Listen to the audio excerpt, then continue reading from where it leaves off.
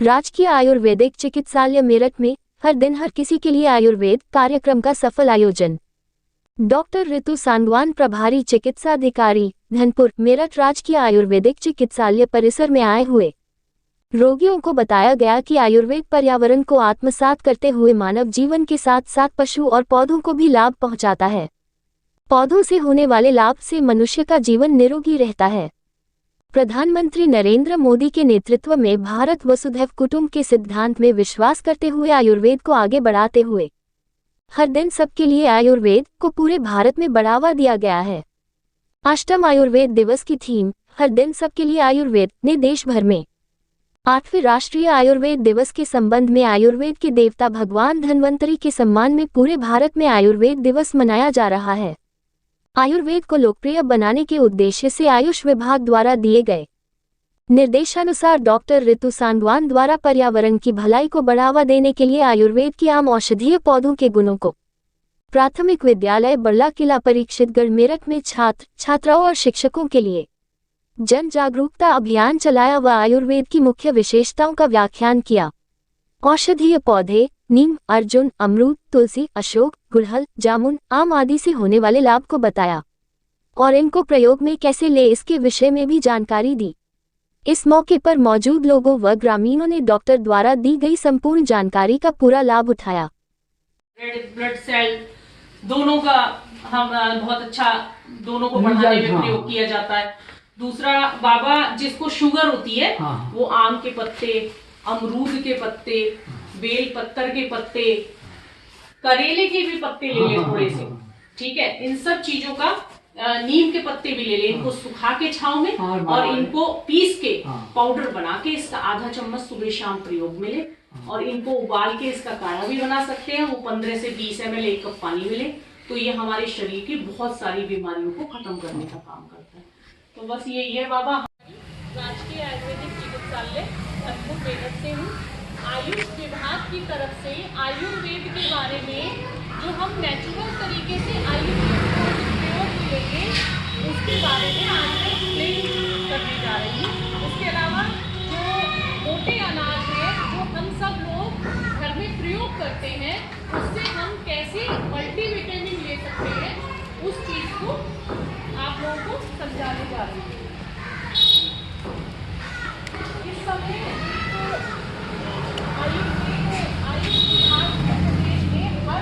हर किसी के लिए आयुर्वेद एक हमारा टॉपिक है जिसमें हमें आयुर्वेद के प्रयोजन, हमें नेचुरल तरीके से आयुर्वेद को कैसे प्रयोग में लेना है और अपने शरीर में होने वाली बीमारियों से कैसे बचाना है, इस चीज़ को ध्यान में रखना है। हमें लंबी उम्र चाहिए और हमें नेचुरल तरीके से दवाइयों का प्रयोग करना है, तो उसको हम प्लांट से कैसे ले सकते हैं इसके बारे में आप सब लोग ध्यान से सुनिए। दूसरा, हमें ध्यान करना चाहिए, हमें योग जरूर करना चाहिए जिससे हम मानसिक रूप से, शारीरिक हम दवाइयों से होते हैं ठीक, और मानसिक रूप से हम ठीक होने के लिए हमें योग करना होता है। आहार विहार, सही प्रकार का आहार विहार, अच्छा भोजन, मोटा अनाज हमारे शरीर को ताकत देता है, रोग प्रतिरोधक क्षमता बढ़ाता है और हमें बहुत सारे रोगों से बचाता है। मानसिक स्वास्थ्य को बनाए रखने के लिए हमें ज़्यादा से ज़्यादा नेचुरल तरीके की भोजन का प्रयोग करना चाहिए। फास्ट फूड नहीं खाना चाहिए। कौन कौन बच्चे फास्ट फूड ज़्यादा खाते हैं? ज़्यादा खाते हो? बेटा नहीं खाओ, ठीक है। घर का खाना खाओ, सबसे अच्छा घर का खाना होता है हरी सब्जियां, दालें, ठीक है।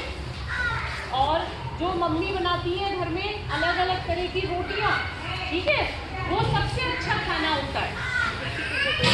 अब ये क्या है बच्चों, बताओ।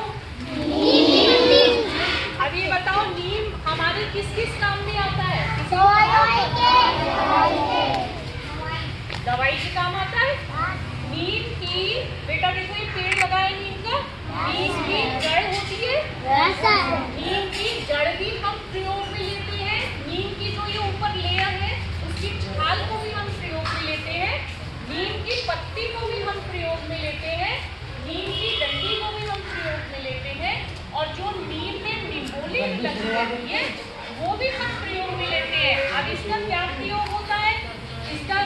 कैसे यूज करते हैं बताओ, कोई एक बच्चा भी बताओ कि कैसे यूज करते हैं हम नीम का।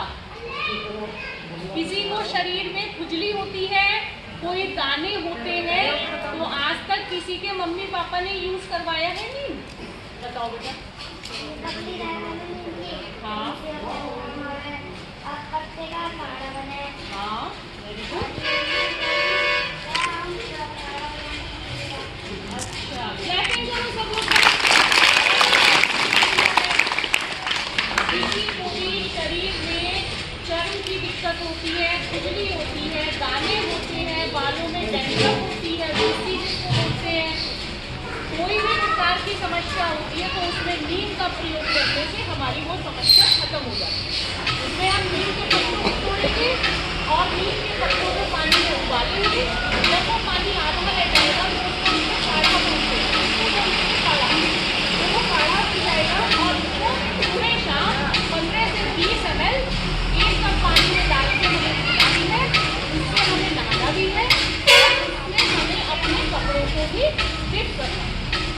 ठीक है, ये नीम का पहला प्रयोग। दूसरा, किसी को भी अगर ऐसी कोई परेशानी है, जैसे किसी को यूरिन में कोई जलन है, पेशाब में कोई जलन है, या मुंह में कोई छाले हैं, ठीक है, ऐसी भी कोई समस्या है तो उसमें भी नीम का प्रयोग किया जाता है। किसी को दाग धब्बे हो रहे हैं तो निम्बोली जो होती है उसको तोड़ के उसका प्रयोग हम उसमें लगाने में करते हैं। नीम पत्तों को पीस के उसको भी हम प्रयोग में लेते हैं। सिर में रूसी होती है उसको हम नीम के पत्तों को पीस के और अपने बालों में लगाने में प्रयोग करके आधा घंटा लगा के देंगे तो हमारी रूसी खत्म हो जाएगी। किसी के जुएं होंगे तो जुएं भी खत्म हो जाएंगे, किसी को जुएं भी होंगी तो जुएं भी खत्म हो जाएंगे। नीम का पेस्ट बना के उसको लगा देंगे।